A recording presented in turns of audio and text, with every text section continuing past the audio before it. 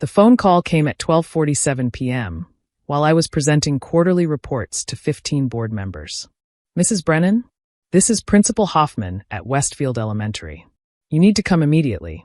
There's been an incident with Emma. My blood froze. Is she hurt?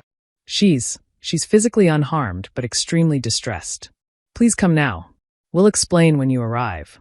I abandoned the presentation, leaving confused executives staring at my empty chair. The 20-minute drive took 10. I don't remember red lights. When I burst through the school's front doors, I could hear her screaming from the main office.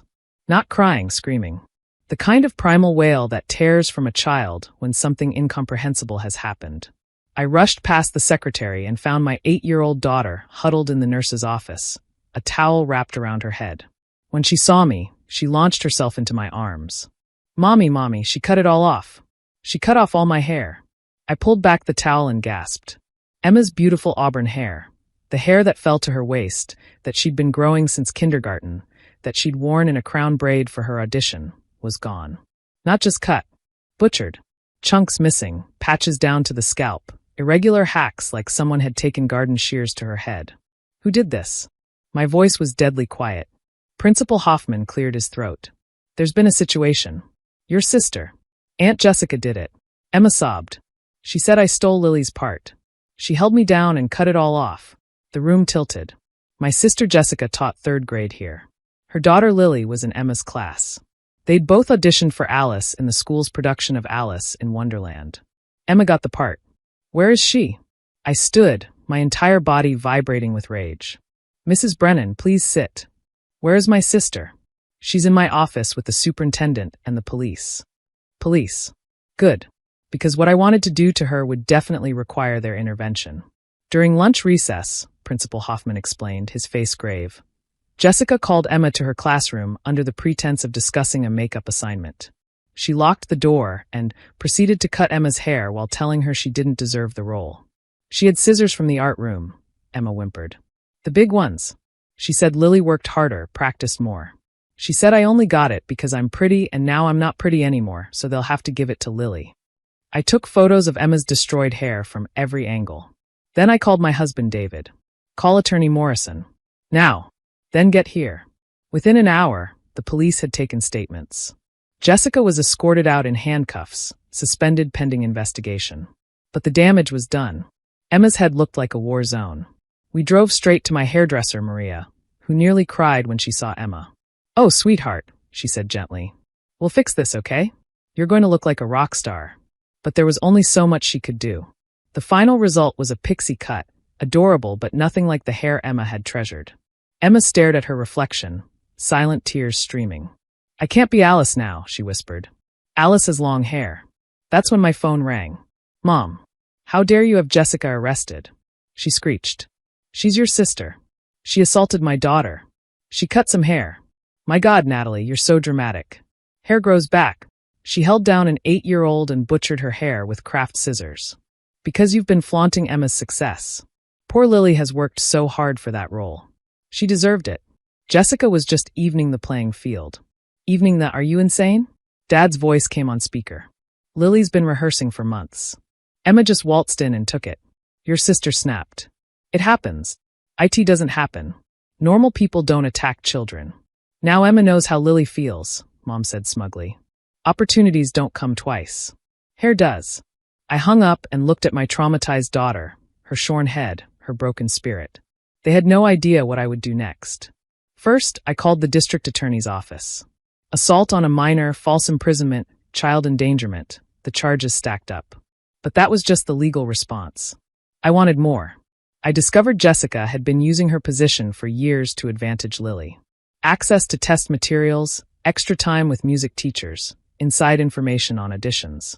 I compiled everything, emails, testimonies from other parents who'd noticed but hadn't spoken up, security footage of Jessica keeping Emma after school to help while actually making her miss drama club. Then I learned something worse. This wasn't the first time. A parent named Carla reached out after hearing about Emma. 2 years ago, her son Michael had beaten Lily in a spelling bee. The next day, he'd had a playground accident, resulting in a broken wrist. He couldn't compete in regionals. Another parent, James, shared that his daughter had won an art competition over Lily. Her portfolio mysteriously disappeared from the art room Jessica had keys to. Pattern of behavior. Document everything. The school board meeting was packed. I'd made sure of that, sending the story to every parent group, every local Facebook page, every media outlet. Teacher assaults niece over school play made headlines. I stood at the podium with Emma beside me, her pixie cut a stark reminder of what happened. Jessica Thornton has weaponized her position to abuse children who outperform her daughter. I began, my voice steady. My daughter is the latest victim, but not the first. I presented everything. The witnesses. The footage.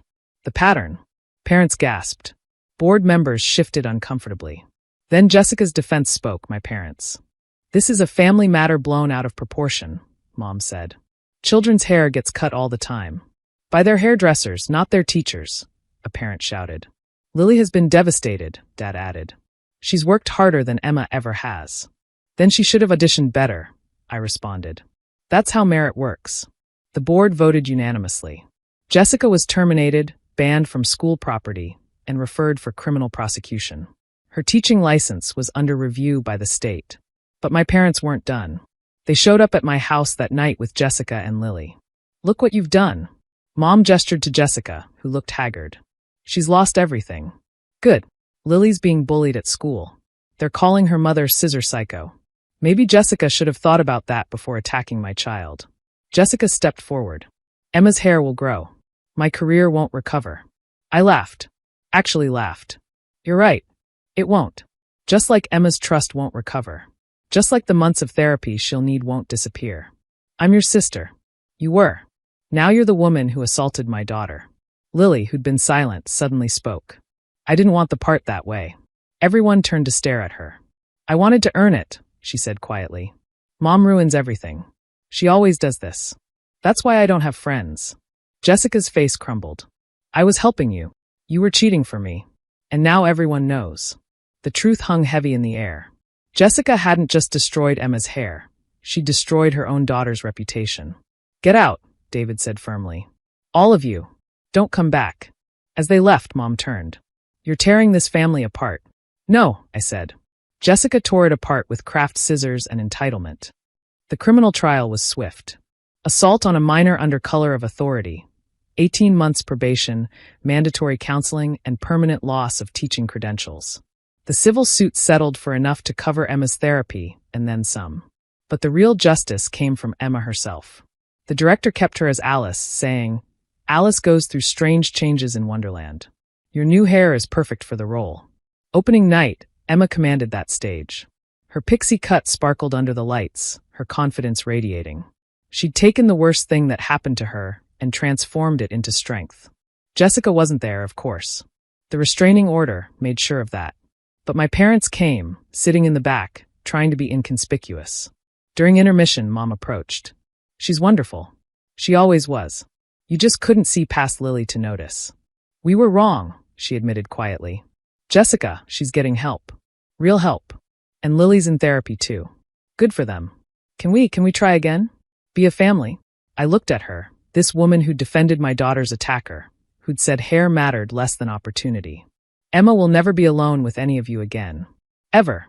If you want to see her, it's supervised in public, and the second she's uncomfortable, it's over.